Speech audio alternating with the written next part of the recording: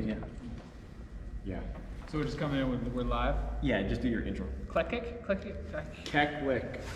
Keklik. You know what? I'm gonna just say that. Keklik. So Don't mention that there's 3 Ks in my last name. So I'm gonna try intro you. I'm gonna fuck up your last name, and then I'm gonna need you to correct me. Okay? Okay? Do you want me to like Keklik? Yeah. Don't worry about it. Okay. We'll figure it out. I don't need to say the 3 Ks This is thing. virus. I like this. Yeah. God, I just I've been like staring at it the whole day. I have them in multiple colors. Okay. Yeah, you do. What do you mean, okay? Whose Oh, podcast yeah, are you? sorry. Is Oh, this yeah. yours? This is Yeah, your podcast? no. Oh, yeah, didn't think so. Oh. We're not even on yet. Jesus. Well, this is all getting recorded, so. Oh, this is great. Posterity. All right.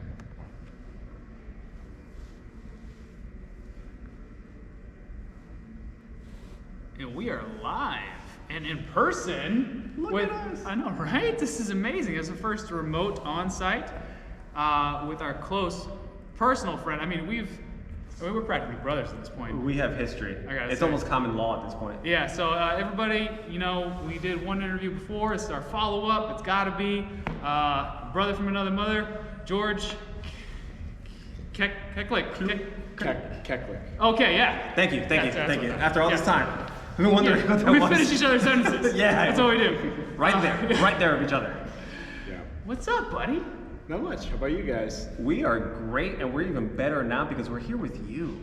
It's really nice having you guys here.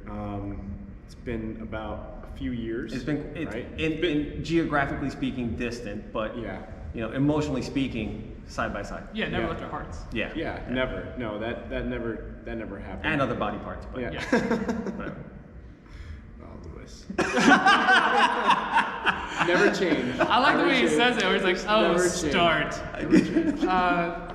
Bro, you hit us with a hell of a workout today. This is the culmination of, I mean, we've been out here for all day, and you made us sweat, made us laugh, made us cry. Thank And you. then we did a workout. Yeah. Yeah. Thank you for that, by the way. Yeah, that of was course, amazing. This of course. This gym is fantastic. It is an adult playground. Yes, we are in Connecticut. Yes, in the middle of the sticks. I'm sure you guys had a nice long drive over here. Not that long, but once you leave the city, it's very, you take the highway and then there's nothing but bare trees this time of year. It's beautiful in the summertime when all the trees are out. What you mean? I'm sorry, bare trees, as in Like no there's leaves. Okay, it's just okay. literally sticks. I thought that was a designation Yeah. of just like bare Yeah. trees. Like, oh, careful with those trees. There's bears around them. No, there are bears here though. Once again, city boy. Yeah. City boy. Yeah, so no, there are Yeah, bears. we would have got lost, but lucky for us, Yeah. you're our North Star. Yeah. But yeah, you know, you guys pull in, you're like, oh, where's this gym? And then you see this building with blocked windows on it, and you guys walk in, and yeah, we have this cool playground with a ton of equipment. Put you guys through some odd object work today. I know you guys don't get to really play with stones and yokes and stuff like that in the city. yeah, the only stones I know are in the park. The only yolks I know are my eggs. So it's like, Yeah. He found that funny. So Almost everything that comes out of his mouth is funny. I'm not gonna touch that. So Yeah. what gym are we in right now? This is Hybrid Athletics Monroe, formerly CrossFit Tri-Town. oh, okay. Good So to know. Good to know. the Update. Yeah. Yes, So yes. so the last time we were on the podcast, or I was on the podcast, we were CrossFit Tri-Town. The pandemic has just hit. Everything shut down. We were doing all classes online through Zoom and whatnot, Instagram Live. And I had a buddy of mine who owned a gym a couple towns away, who's been in the CrossFit industry for many, many years. Some of you may know him, Rob Orlando. He ran the strongman seminars across the entire world, across the country.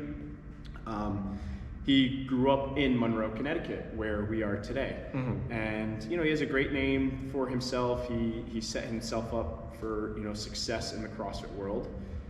He had his gym in Bridgeport, and we've been trying to merge our gyms together for a couple of years, and things just didn't work out in terms of finding the right space that would accommodate our members merging together.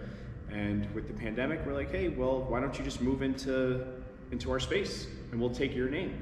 Now, besides what may be the obvious benefits, what would be the benefits of merging gyms? Like, what was that? Why was that an objective?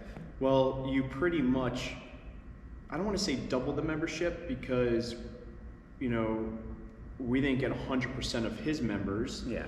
Just because the location changed. Yeah, attrition, you're going to lose. Yeah, some, but you gain a lot of membership and you reduce the cost of running the place. So, you know, think about 2 separate gyms, 2 separate entities, paying rent, paying utilities in their own spaces, and both of our members combined, it's still the same amount of people. I can also imagine the doubling in the community as well. So that was a big thing. But putting them together, now you get rid of one guy's rent, reduce the cost significantly, which is the biggest cost of running a gym. So it made practical sense for you to merge and become one. Now you mentioned that he's a big name strongman community, right?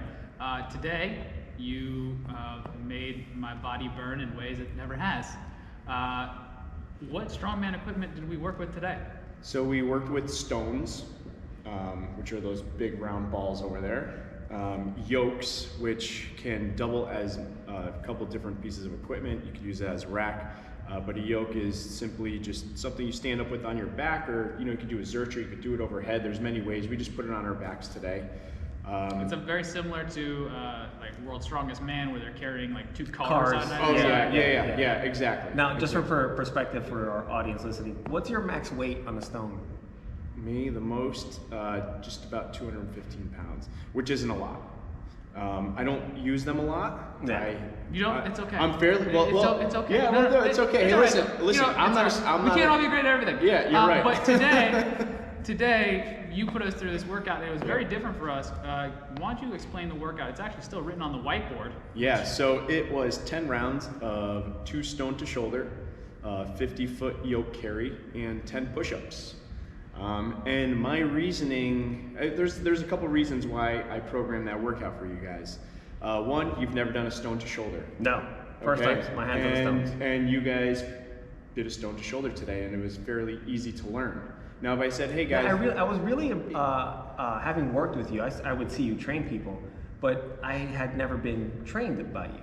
And just that simple instruction of what you gave us of just like how to lift it, how to hold it. I'm like, fuck. Yeah. George is good at his job. But it's I know, crazy, right? But my biggest point here is, okay, if I said, hey, we're gonna do a squat snatch today, we would have to spend an hour going over the technique. I would kill it. And guess what? Yeah. Shane, you have some technique, but Luis, not so much. I'm sure you tried it before. Yeah. But it takes a lot longer to master that kind of movement. It's so technical. Very similar to the rope climb. Yeah. I walked in and I was like, I'm not doing that. And then you just climbed up there and No set legs. to the top. You're like, oh, it's not so hard. So think about, I get a new member that walks, that knocks on the door like, hey, I want to try CrossFit. All right, well, we got stones today. We can teach that person how to do a stone that day. But opposed to doing an overhead squat, it's going to be way different, right? Because now mobility is involved. And don't get me wrong, I love doing those movements. Those are my favorite, squat, all kinds of weightlifting. But I simply just chose that today because I knew you would learn it fairly quickly and we do it. A yoke, who doesn't want to walk with something heavy on their back for across a certain distance? Yeah, once again, something else I've never done before. Yeah, It was new to you, but it's a low barrier of entry as far as instruction is concerned. Yeah, and that's the thing that I've noticed is what makes CrossFit the beneficial parts of CrossFit is you can learn new movements, but they're not completely foreign movements. You're picking something up and putting it on your shoulder. Everyone's done a version of that. Exactly. And then the yoke carry, Luis, you do Spartan races, Tough Mudders. Did they ever have to do partner carries where you have to carry your partner on the shoulder? In the Tough Mudders, yeah, you have to carry your partner across. Not much different. It's functional. You're carrying a load on your back and moving it. Yes. That's essentially what it is. It was very practical. It's functional, it's practical. It's like when I go to Costco. It's like that's what it felt like. Yeah. And then Sample Saturday? Yeah. and then I threw the push-ups in there to just kind of get a little bit of a pump. I mean, same thing with push-ups. You guys have done hundreds of thousands of push-ups in your careers and your lives. And the timed aspect of it, thank you for noticing, by the way. But the timed aspect of it really made it so it was like we talk about with all goals, right? It's a time constraint to it. So I'm not spending 2 hours trying to figure out these movements, and then once I do figure out the movements, then I'm spending another half hour actually training. It was 10 rounds, right? And that was it. That was it for the actual specific work of the day. Yeah. So if someone at home wanted to almost do a meathead workout, more than meathead workout that we just said, what would you recommend for someone who is just at the house, very limited equipment? What could they possibly do to very similar to what we did today? So we're going 10 rounds. Yep. Push-ups are involved, right? So push-ups are that little rest break in between. Easy. It's the active rest element. Stone to shoulder, you can literally fill up a backpack with books. Pick it up, throw it on your shoulder. Maybe double the reps, do 4 instead of 2, only because it's probably going to be lighter than what we did here. Or if you want to keep it at 2, fine.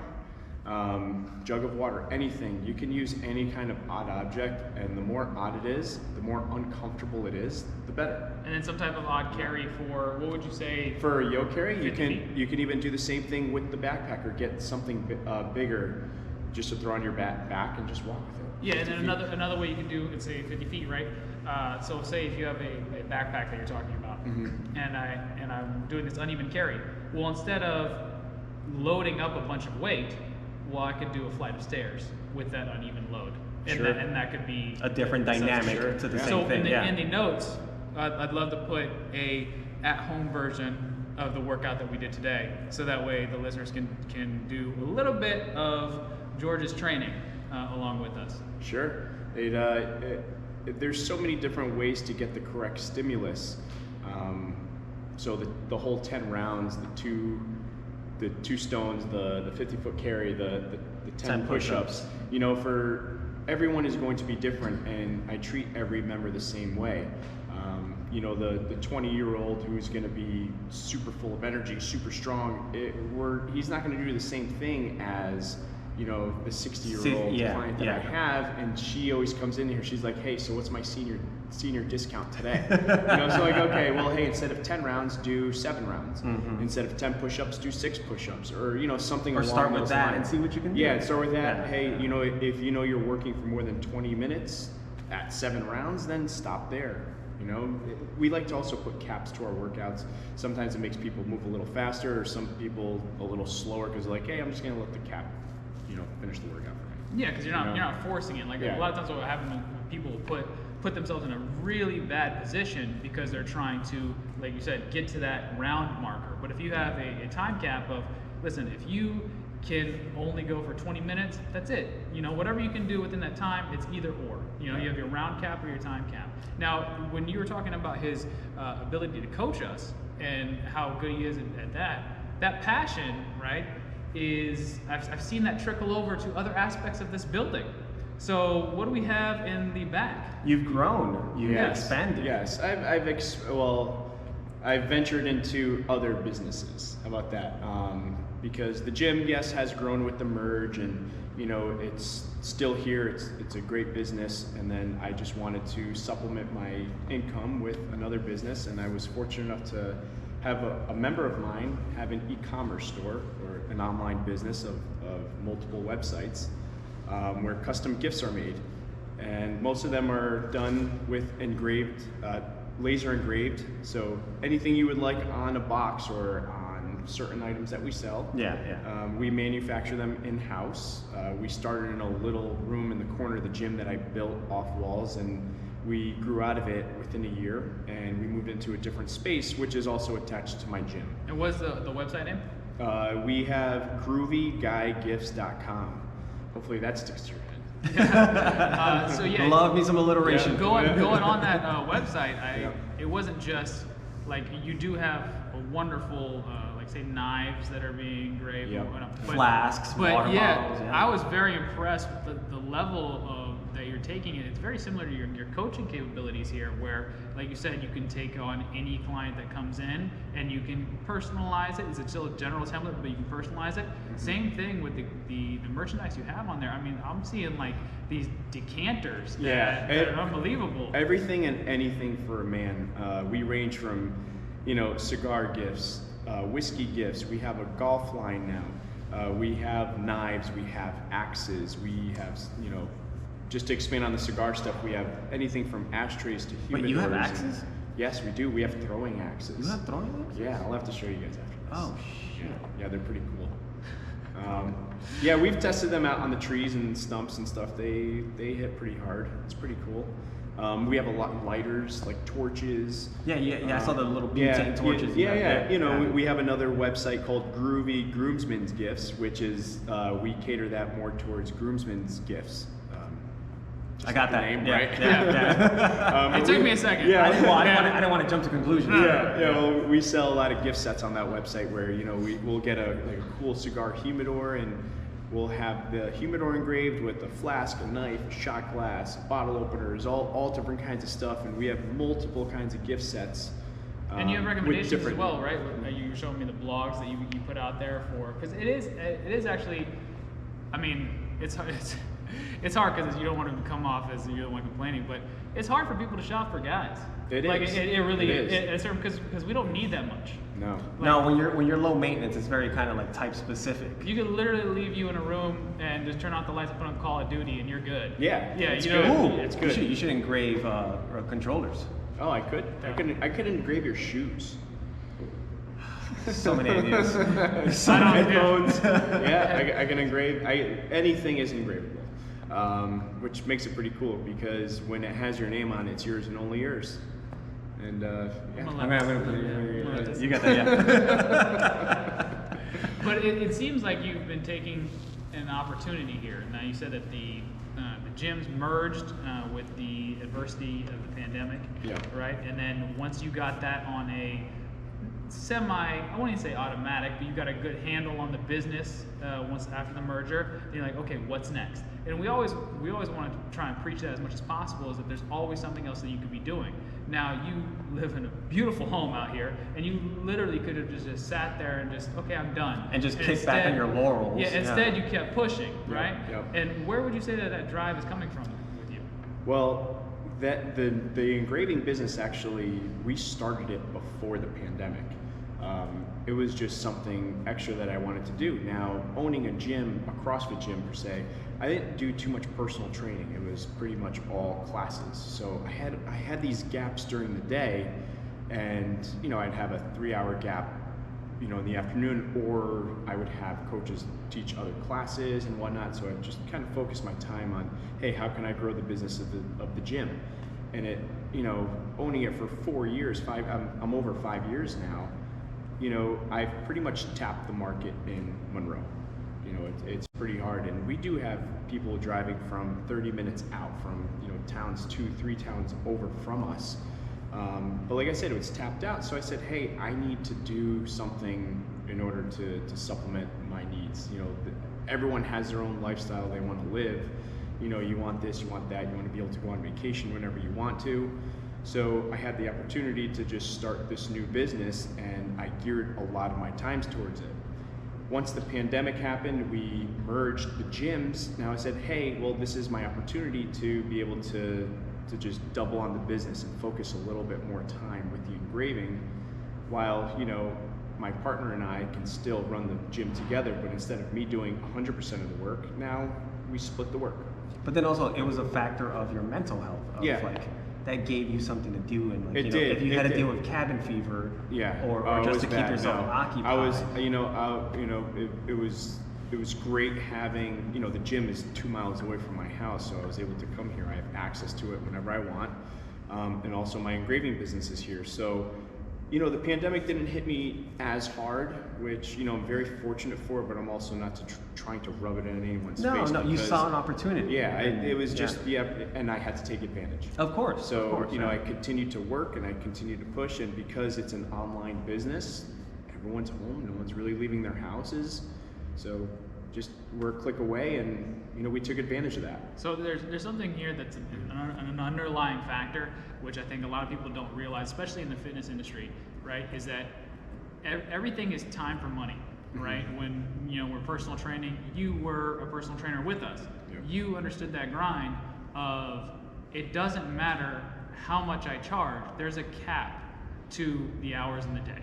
There is. And so when you came here, and especially with the merger that you're talking about, it feels like what you actually took advantage of was the ability to automate as much as possible so that way you can be working on the next thing. So you're constantly working on something, yes, but it's only because that you looked at your schedule and you're like, okay, what can I automate? What can I delegate? I don't have to do everything here. Yeah, that's a big part of growing a business, because a lot of business owners get caught up in doing the daily operations. And doing everything. And then you find yourself getting stuck and or burnt out. Just burning yourself out, and you're like, how can I make more money? Okay, let me try this. Well, I still have to teach those classes, or hey, I have to run the laser machine. I gotta remember to pay rent. But the more you do it, the more you're gonna fall behind. So, luckily I have a good mentor. Like, my business partners are great, and they're like, well, listen, in the perfect world of owning a business, you must find someone to do the job you're currently doing. So when you find that coach to coach, and then you go out and find new clients, and then they come in, or if I find an engraver to engrave all the gifts, then what are you going to do now? Okay, hey, I'm going to work on getting new products. I'm going to work on finding cheaper products so I can, increase your profit margin. Then after you do that, you find someone else to do that, and then you move on to other things. Mm-hmm. So one thing that you're talking about here is this growth mentality. Yes. Right? And what we have found is the people in our industry, we've come into contact with so many different types of people, they have the opposite of that, the scarcity mentality, right? You're talking about bringing someone in to do the job you're doing now. Mm-hmm. What a lot of people, their first instinct on that is, well, if I bring somebody in and they're better than me, then I brought in my own competition. Yes. Yeah. So what, was it your business partners? Was it some type of resource? How did you get over that hump of being secure with your abilities and capabilities to further your business? It's definitely hard, because someone like me, I like things my way. And when I train someone to do my job, I know they're not doing the same exact thing as me, but it's just something you have to deal with it. That person, you want them to be better than you, first of all. Me as a coach, when I was one of the only coaches in the gym, we had like 4 other trainers. My goal wasn't to be the best trainer. I wanted someone to be a better trainer than I was. As an owner of the gym, you have other things to worry about. You want your members to love every single one of your coaches.